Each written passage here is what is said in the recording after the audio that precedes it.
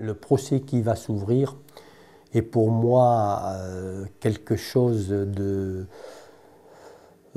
qui me fait un petit peu peur, c'est-à-dire je vais devoir de nouveau me trouver face à face avec ce couple diabolique qui a enlevé et assassiné, puis violé et assassiné ma fille.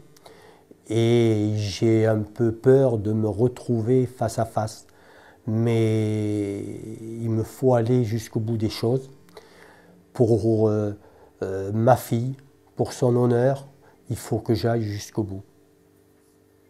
Voilà, tout ceci c'est le dossier qui concerne ma fille. Là, c'était ma fille.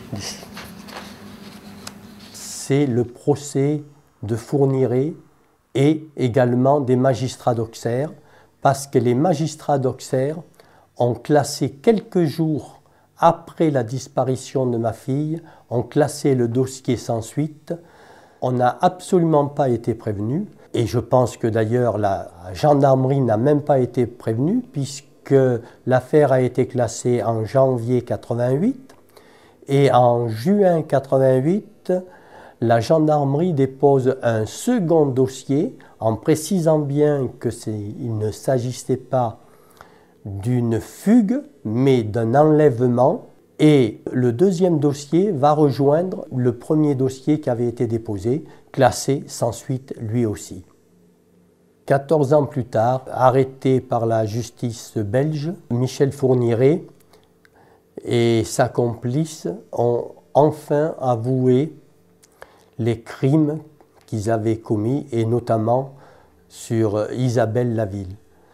Et c'était vraiment la première fois qu'ils tuaient, c'était la première fois qu'ils se trouvaient dans la même région qu'habitait la victime, et il n'était pas de passage. Il était connu pour avoir déjà violé, puisqu'il sortait il y a 2 mois à peine de prison.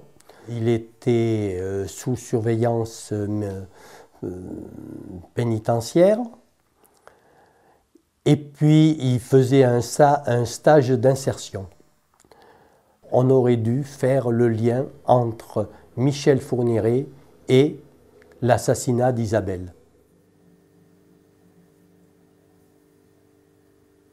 Je ne lui pardonnerai jamais d'avoir, un jour de décembre, fait enlever ma fille par sa femme, l'avoir violée et jetée dans un puits. Il n'y a pas de pardon. On ne peut pas pardonner. Quand vous avez une fille et qu'on vous l'enlève dans la fleur de l'âge, elle avait à peine 17 ans, on ne peut absolument pas pardonner cet enlèvement. C'est quelque chose que jamais je ne pardonnerai.